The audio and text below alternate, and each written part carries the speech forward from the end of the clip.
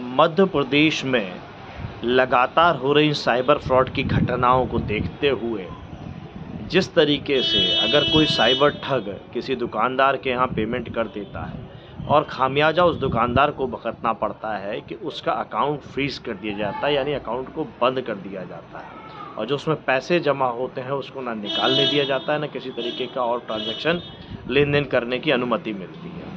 यानी अपराध कोई करता है और उसकी सज़ा दुकानदार को भुगतनी पड़ती है। सरकार साइबर ठग को रोकने में या पकड़ने में नाकाम रहती है और सज़ा भुगतता है दुकानदार। इस बात को देखते हुए लगातार जब ये घटनाएं बढ़ती गईं राजधानी भोपाल में, इंदौर में और अन्य शहरों में, तो मध्य प्रदेश की आर्थिक राजधानी जिसको मिनी बॉम्बे कहा जाता है, वहाँ कपड़ा व्यवसायियों ने यह निर्णय लिया। लगभग 650 दुकानों ने बोर्ड लगा दिए हैं कि यूपीआई से डिजिटल पेमेंट अब नहीं लिया जाएगा, केवल कैश से लेन देन और एटीएम कार्ड या डेबिट कार्ड से या क्रेडिट कार्ड से ही पेमेंट का स्वीकार किया जाएगा।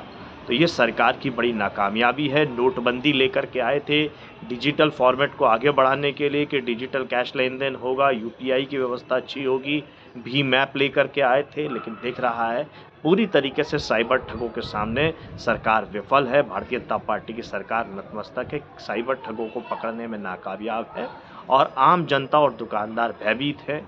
लोग अब डिजिटल फॉर्मेट में पैसों का लेन देन करने में डर रहे हैं, घबरा रहे हैं और सरकार भी सबकी मोबाइल पर रिंगटोन बजा रही है, लेकिन इस व्यवस्था को सुधारने में नाकामयाब साबित हो रही है।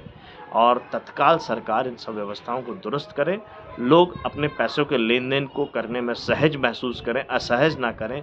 डर का भाव जो लोगों के बीच में पैदा हो गया है, वो इस डिजिटल क्रांति में जहाँ दुनिया तरक्की कर रही है, उन्नति कर रही है, वहाँ हमारे देश में घबराहट और डर भय का माहौल है। ये बहुत ही दुखद है, दुर्भाग्यपूर्ण है। भारतीय जनता पार्टी की, आरएसएस की सरकार इस ओर ध्यान दें।